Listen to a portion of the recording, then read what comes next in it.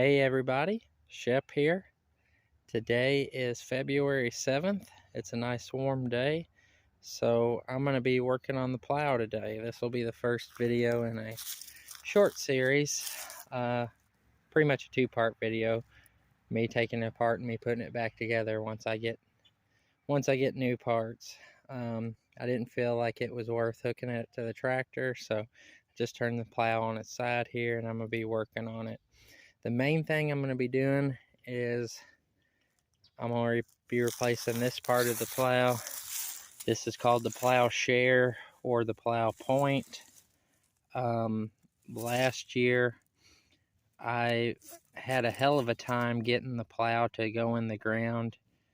I was just real aggravated using it, and I bought this plow in 2017 and I plowed with it every spring, and last year was the only year that I ever had trouble with it. That being said, you know, in the several years I used it, I plowed up to a half acre each year, so it's got several acres, which I mean doesn't sound like a lot, but when you think about a one bottom plow plowing, you know, every bit of that 16 inches at a time, I guess that is quite a bit of wear. Plus we've got the heavy clay, which tends to wear also.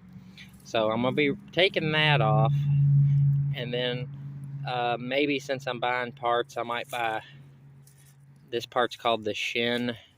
I might buy one of those just since I'm buying parts, but the plow point is what gets the most wear. That gets the second most wear, and then this part of the plow that flips the ground over is called the moldboard, and that gets the least amount of wear, and that part's really expensive, so I'm not worrying about that at this time. It's got a ton of life left in it.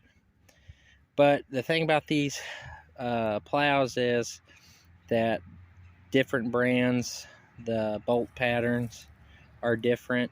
This is an IMCO brand plow. So I'm not sure, I can't find a lot of information about it. I'm not sure what parts they used. But from what I've kind of been looking up, I'm thinking it's an Oliver, because it's got, I don't know how well it's showing up on camera, but there's 3 bolts in a straight line and then one that's offset down here. And there's some Oliver plowshares that are like that. So once I get this thing off, I'm gonna measure the pattern. And then also I noticed, I don't know when you see it on the back, there's a part number, so I may be able to cross-reference something. I don't think it's gonna be too bad getting these off, because these nuts are all still pretty good, except this one I might have to cut this one off. And that's another way you can tell that this needs to be replaced. This frame part that the plowshare bolts to, that's called the frog, you can see the edge of it starting to wear, and that's not really a wear part. It shouldn't, you know, you're supposed to replace it before it gets to that point. So that's another indication that this needs to be replaced. And yeah, so hopefully I can shoot some of these with some rust penetrant and then hit them with the impact and get them all off. That's the only thing I'm going to worry about today. I'm not going to worry about taking the shin off unless I end up actually buying one, because this is what needs replaced, and that's what I'm gonna worry about. Okay, I got the nuts sprayed with some of this WD-40, the rust penetrant variety. Seems to work pretty well from my experience before. I'm sure there's better stuff. Now, ideally, you know, with rusted on nuts, you want to let that soak for a little bit, but I'm not very patient, and, you know, if I was doing this right, I would have sprayed it, you know, more than just a couple minutes before I'm trying to take it off. So let's see how this goes.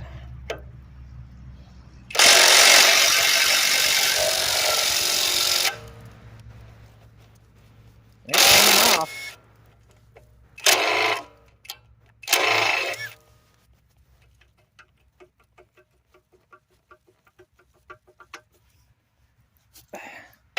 Yep, that's give me just a second. Well, I was able to get one of them off, but the other two just spin loose. So I'm have to cut them off. I can't get it. I can't get a socket on that anyway. So I might cut these off now. See if I can do that.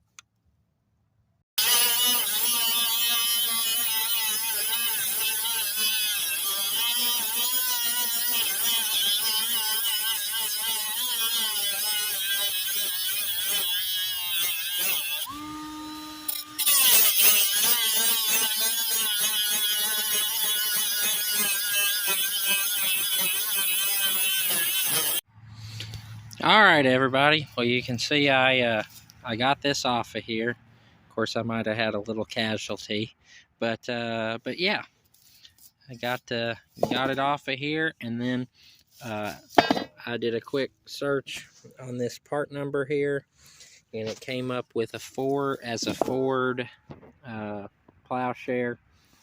So I didn't know that there were 4-bolt Ford patterns, but there is, and of course I looked at the diagram, all the holes match up, so it's something I can easily get. So I'll be getting one of those coming this way, but use my little Hyper Tough cutoff tool to cut off those bolts, and then take a cold chisel and knock them off. But it wasn't too bad.